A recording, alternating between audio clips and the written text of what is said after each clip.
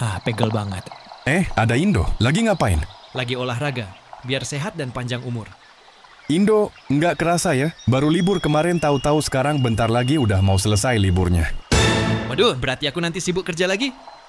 Ya udahlah, enggak apa-apa, itu kan memang sudah kewajiban kita dalam hidup, yaitu bekerja.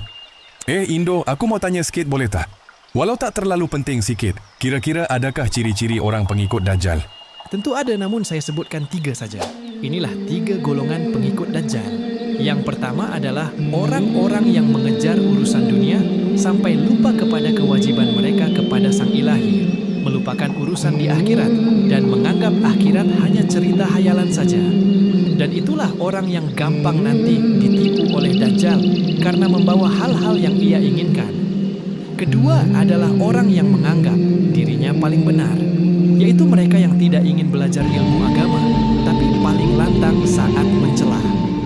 Ketika ada yang mengingatkan, mereka bilang sok suci, sok alim dan terlalu lebay. Dan golongan seperti inilah yang mudah sekali ditipu oleh Dajjal, karena mereka sudah menutupi pintu kebenaran sejak awal. Lalu yang ketiga adalah orang-orang yang anti nasihat. Ketika diingatkan, mereka malah tersinggung. Saat ditegur, mereka membalas dengan hinaan. Orang seperti itulah yang akan menganggap kebohongan Dajjal itu sebuah kebenaran. Astagfirullah, yang tidak ingin menjadi salah satu golongan Dajjal, yuk like video ini. Jangan bilang kayak gitu.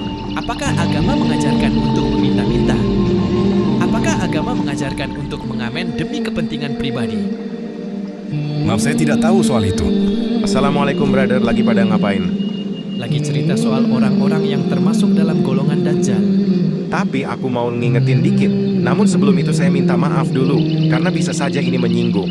Walau kamu telah menyampaikan orang-orang yang termasuk dalam golongan Dajjal, namun bisa saja kebanyakan orang itu hatinya bisa saja sudah keras dan tidak bisa menerima kebenaran, walaupun sudah disampaikan berturut-turut, dan paling beberapa orang saja yang masih bisa menerima dan kembali ke jalan yang benar. Mengapa saya bilang ini? Karena saya pun pernah mengalaminya saat itu. Kecuali orang itu yang menyadari kesalahannya sendiri dan hatinya terketuk untuk berubah. Jadi ketika bertemu dengan orang-orang seperti itu, kasihlah ia informasi kebenaran dan nasihat kepada mereka.